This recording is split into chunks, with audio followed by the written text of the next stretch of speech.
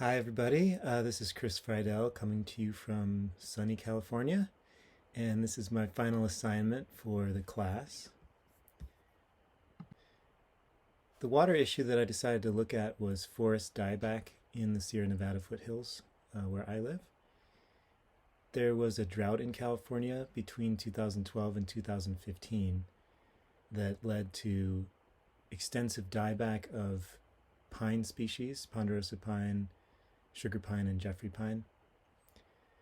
The southern Sierra was especially hard hit. The area where I live, what we saw was similar to what you see in the picture here, where you have individual trees or groups of trees up to a few acres in size that died, but leaving behind kind of a matrix of green trees that survived the last drought. We're currently entering another drought cycle here, so we're likely going to see another wave of tree mortality. As you all probably know, the trees are stressed by drought, and that makes them susceptible to attack by bark beetles. They no longer have the reserves to make pitch, which is their primary defense against the beetles. Now that we have all these dead trees in the landscape, it's substantially increased the fuel loading.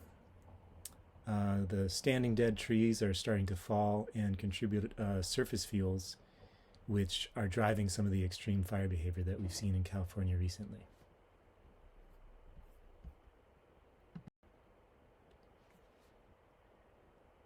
For this project, I decided to investigate whether specific physical site characteristics could be used to predict where future tree mortality will occur. The idea behind this was we know that things like increased temperature and decreased precipitation are leading to the drought conditions that are causing the tree mortality, but it seems to only be happening in certain places and not others. And so my curiosity lied in what are the actual physical characteristics at the site where the tree mortality happened, and can we use those characteristics to predict where tree mortality will happen again? So I decided to look at the following characteristics: soil type, elevation, aspect, and topographical position. The data that I used came from three sources. The soil data came from the NRCS. Some of you may have seen the Web Soil Survey. This data source is the Gridded Soil Survey database, which is the raster form of the Web Soil Survey. And if you download the database for your state, you will see a raster that contains all the soil unit types, and then there's a bunch of tables that you can join to that raster that include all sorts of information. I'll talk a little bit more about that later. The other major piece of data that I used were very high resolution digital elevation models that are derived from LiDAR, and they're available from a few different portals. You can go to the USGS LiDAR Explorer to download them for your area if they exist, and I chose to use the data access viewer that the NOAA Office of Coastal Management has put together, because you can do all sorts of cool things like exactly set the extent that you want to download, and you can actually convert the projection before you download it. So you have a little more options if you download from NOAA, so that's what I did.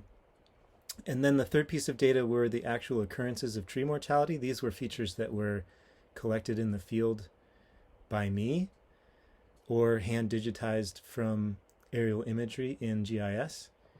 And the collection of those data took place starting in 2017 and going all the way through this year. So the study site that I chose to use was the site where I had data on tree mortality, and that's the Inamum Forest Restoration Project, which my organization, the Yuba Watershed Institute, has been working on for a number of years. This project is located in Nevada County, California, northeast of Sacramento in the foothills of the Sierra Nevada. And you can see in the map that I produced of the study site, the underlying colors there are elevation in meters, and the actual outline of the project is shown in red. The Intimum Forest project takes place primarily on BLM land that are located in the wildland urban interface. And so the BLM parcels in our area are small, relatively small, and interspersed with private land. So they're not contiguous. And you can see that the elevations in this area range from 500 meters to about 1,200 meters. The total acreage in the project area is about 2,000 acres.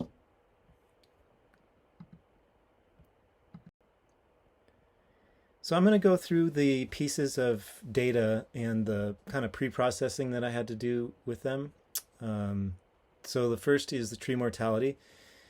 The data that I collected in the field was, or digitized from the imagery, was in the form of either point or polygon vector data. And so I had to merge them together to create a single layer. So the point data, I buffered out each individual point represented one tree, and I used to buffer about 10 meters to give, roughly a 30-foot radius, which is a pretty large spot for a tree, but that's what worked well with the later data processing that I ended up doing.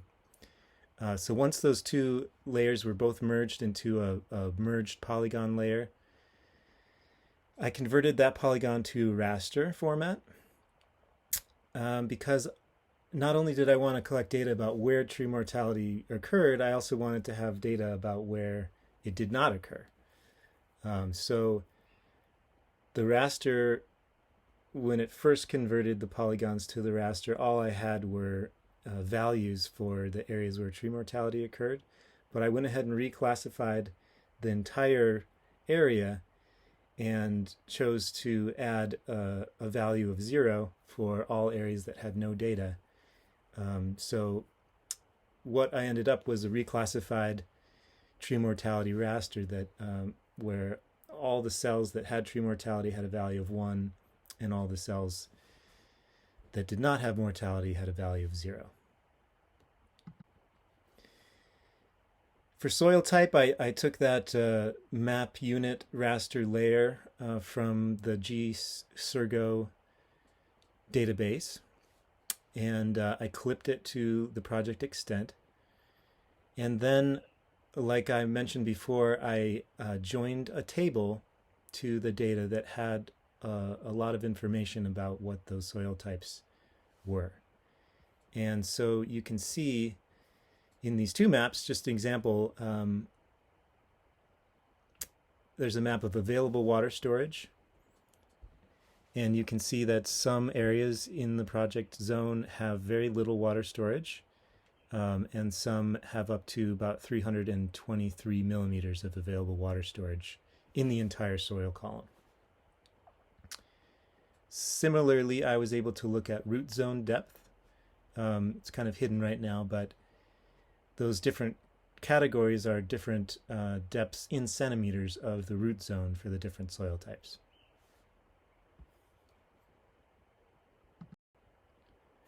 Topographical position index. So topographical position, as you probably know, is what is the location of a specific point in the landscape. Is it on the ridge top? Is it on the slopes? Is it in the valleys? And topographical position index, or TPI, is a methodology for determining that in a numerical way. And the way it goes is you have an input, which is your DEM, and then you choose a neighborhood that you're going to use with the focal statistics tool to generate a mean elevation for each cell. So what that does is for each cell in the raster, in the DEM, it looks, I chose a neighborhood of 100 meters. And so it looks in a 100-meter circle around that one point and gives a mean elevation for that neighborhood.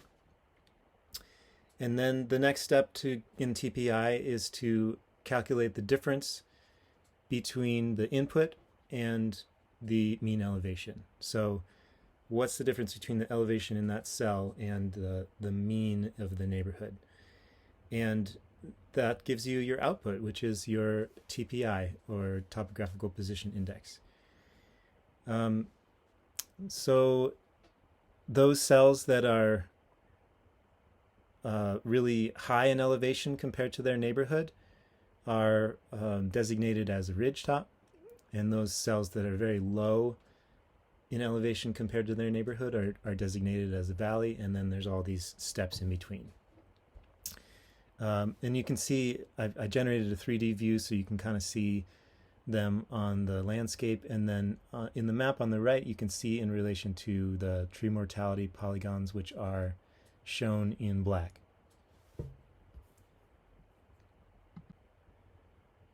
The next step thing that I looked at was aspect. This is a very simple tool you can use. I think we did it in class, to take an underlying DEM, run an aspect tool, and you come up with another raster that gives you a value for each cell in units of degrees. And so you can see the project area now is broken up into these different direction categories based on what aspect each cell is predominantly showing. So how did I pull all this stuff together? Well, I decided to use a tool called forest-based classification and regression. So this is a tool that's available in ArcGIS, and what it does is you take the inputs that you have are the training features, which in this case would be the tree mortality data, and that's imported as a training feature. And then you have what's called explanatory variables, which are other layers or other information that are supposedly explaining why you see the training features showing up where they do. And so the explanatory variables that I chose were elevation, aspect, soils, and TPI. And what this tool does is it creates a bunch of decision trees using randomly selected portions of the data.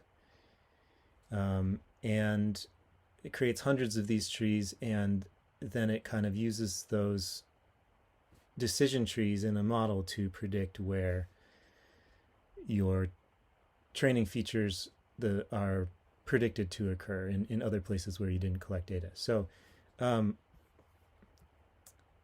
don't really understand this very well, but I decided to go ahead and use it.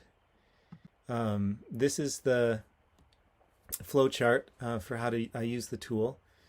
For the tree mortality polygon,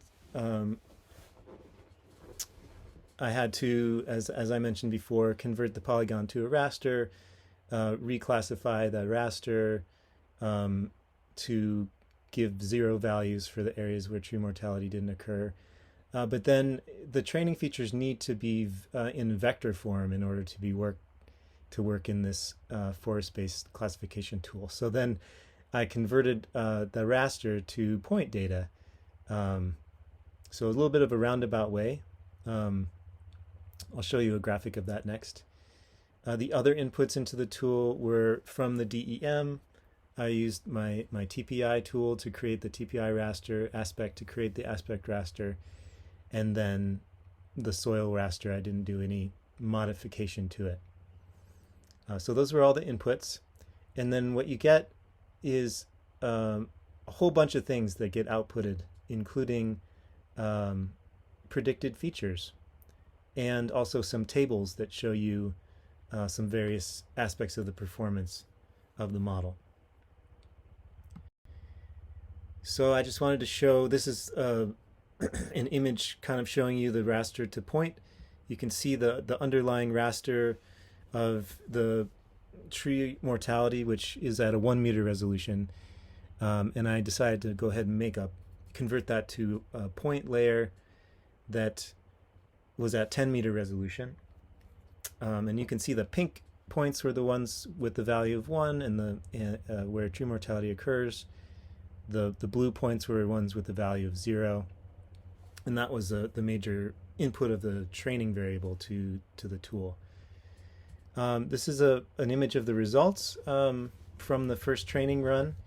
And you can see that the black areas are areas where true mortality has occurred, and then all these gray areas are areas where the model is predicting that it might occur in the future. I thought this was very interesting. It seems to be putting these predictions on south-facing slopes near ridgetops and in lower elevations, which makes sense. That's where I would expect to see the most water stress on these trees. So after the model runs, in the messages in the geoprocessing window, you can see a bunch of characteristics of the model displayed. So you can see here that there were 100 trees that were generated, and there was 10% of the model training data that was excluded for validation.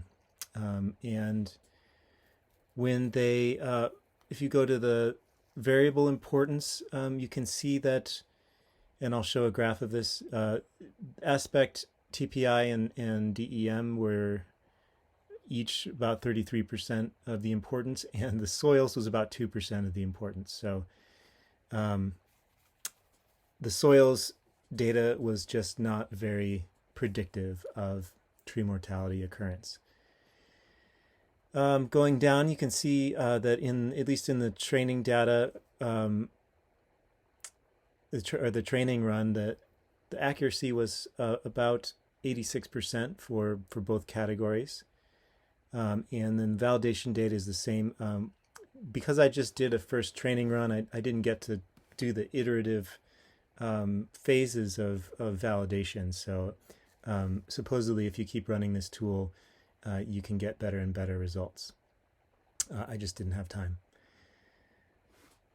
There's various other information that you can see that comes out from this model run. And here's that graph showing you how important the different variables were. You can see the soils layer was not very predictive. The other three are equally predictive, and I'm not surprised by this because they're all derived from the same underlying raster file. So my conclusions are that topographical variables like elevation aspect and TPI are better predictors of tree mortality than soil type. Some challenges. The results that I showed you were just from the first training run of the model. It would take more time to learn how to refine the model. This is both time to run the model. It does take about 15 minutes on my computer to run the model. But also time for me to learn how to best use this tool. It's a little complicated. I was proud that I figured out how to at least do the training run. And then, yeah, models are only as good as the input data. So there may be other factors at play, such as tree density.